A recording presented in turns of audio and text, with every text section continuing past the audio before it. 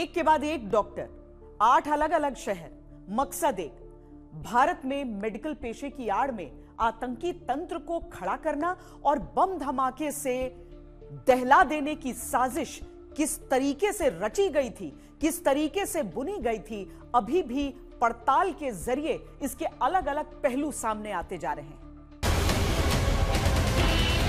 देश की राजधानी दिल्ली में 10 नवंबर की शाम वो हुआ जिसकी किसी ने कल्पना भी नहीं की थी। लाल किले के सामने खड़ी एक कार में हुआ भयानक धमाका और अब उसी धमाके ने उजागर कर दी है एक व्हाइट कॉलर टेरर नेटवर्क की साजिश। एक बच्चा जो कश्मीर घाटी से है, जो जिसका सारी जिंदगी का एम्बिशन होता है डॉक्टर बनना, वो डॉक्टर बनता है और पोस्ट ग्रेजुएट बनता है, फिर किसी यूनिवर्सिटी में प्रोफेसर, असिस्टेंट प्रोफेसर बनता है और फिर भी वो अपने ही देशवासियों को मारने के लिए तैयार है, अपने ही देश को के खिलाफ काम करने के लिए तैयार है। तो ये इसकी गहराई में जाने की जरूरत है और उस फ्रंट पे काम करने की जरूरत है। जांच में जो नाम सामने आए हैं वो चौंकाने वाले हैं। डॉक्टर, प्रोफेसर, मेडिकल कॉलेज के लोग जिनका काम जिंदगी देना था, अब उन्हीं पर आतंकी मशीनरी का हिस्सा बनने का आरोप है।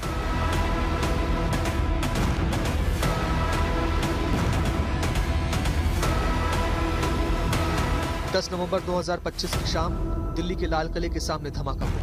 कार आग के गोले में और आसपास के लोग लाश में दबा गए। जांच शुरू हुई तो नाम आया डॉक्टर मोहम्मद नबी उम्र 38 साल, कोयल गांव, पुलवामा का रहने वाला। अल फला यूनिवर्सिटी में ये असिस्टेंट प्रोफेसर था। जिस कार में धमाका हुआ उसे यही चला रहा था। डीएनए जांच में शव की पहचान भी हो गई है। लेकिन कहानी यही खत्म नहीं होती है, बल्कि ये तो एक बड़े नेटवर्क की शुरुआत थी। पुलिस ने उमर के परिवार से मां शमीमा बानो, भाई आशिक और जहांगीर को हिरासत में लिया है। पूछताछ में उन्होंने कहा उन्हें उमर की गतिविधियों की कोई जानकारी नहीं थी, लेकिन उमर के करीबी डॉक्टरों और साथियों ने जांच में व्हाइट कॉलर टेरर नेटवर्क का चेहरा उजागर कर दिया। डॉक्टर सज्जाद अहमद मल्ला, उम्र 32 साल, पुलवामा के बांजू गांव का रहने वाला, श्रीनगर के SMHS हॉस्पिटल में डॉक्टर। 11 नवंबर को पुलिस ने उसे हिरासत में लिया। जांच में सामने आया सज्जाद सिर्फ उमर का दोस्त नहीं था, बल्कि उसकी साजिश का आतंक के डॉक्टर मॉड्यूल का सक्रिय हिस्सा भी था। जो एलिगेशन अभी लग रही है कि वो इस ब्लास्ट में इन्वॉल्व है, कुछ ऐसा शक है आपको या कभी ऐसा? नहीं, मुझे तो यकीन नहीं हो रहा है। हम वो कहते हैं ना, आसमान से गिर पड़े।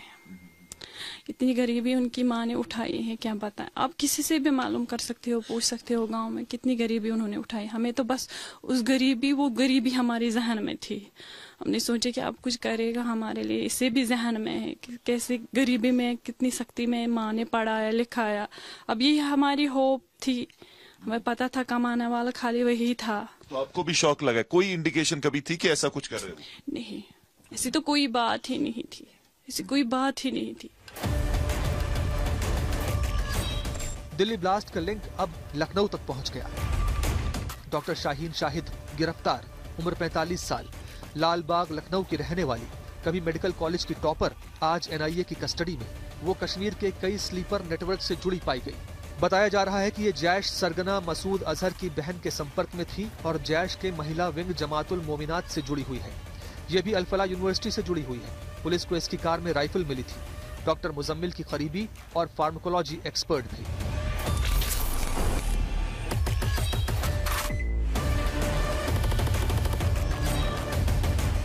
डॉक्टर परवेज अंसारी, जो इंटीग्रल यूनिवर्सिटी में प्रोफेसर है, उसकी बहन डॉक्टर शाहीन शाहिद की गिरफ्तारी के बाद वो सीधे शक के घेरे में आ गया।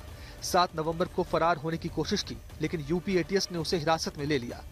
उसकी गाड़ी वही थी जिसमें से AK-47 और पिस्तौल बरामद हुई थी। शाहीन और परवेज की कॉल रिकॉर्डिंग में कोड वर्ड्स और टाइमिंग का खुलासा हुआ।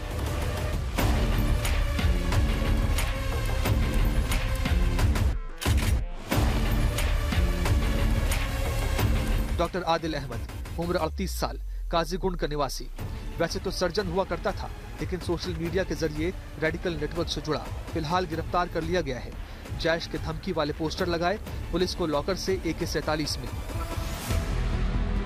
डॉक्टर मुजम्मिल शकील, उम्र 36, गिरफ्तार, कोयल गांव, पुलवामा का रहने वाला, काम फरीदाबाद की अल फला यूनिवर्सिटी में एसोसिएट प्रोफेसर। 9 नवंबर को गिरफ्तार किया गया। घर से आईईडी के कंपोनेंट्स और पाकिस्तान से चैटिंग के सबूत मिले। इसकी निशानदेही पर 2900 किलो विस्फोटक मिला। पूरे मामले की एक मिसिंग कड़ी है। डॉक्टर निसारुल हसन, फरीदाबाद के अल-फलाह मेडिकल कॉलेज से जुड़ा ये डॉक्टर धमाके के बाद से लापता है। एनआईए की जांच में सामने आया है कि वो पहले श्रीनगर के SMHS हॉस्पिटल में था और 2023 में संदिग्ध राष्ट्र विरोधी गतिविधियों में शामिल होने के कारण बर्खास्त हुआ था। उसका ईमेल, फोन रिकॉर्ड्स और सीसीटीवी फुटेज खंगाले जा रहे हैं। एनआईए को उम्मीद है कि उसके पकड़े जाने से पूरे मॉड्यूल का खुलासा हो सकेगा।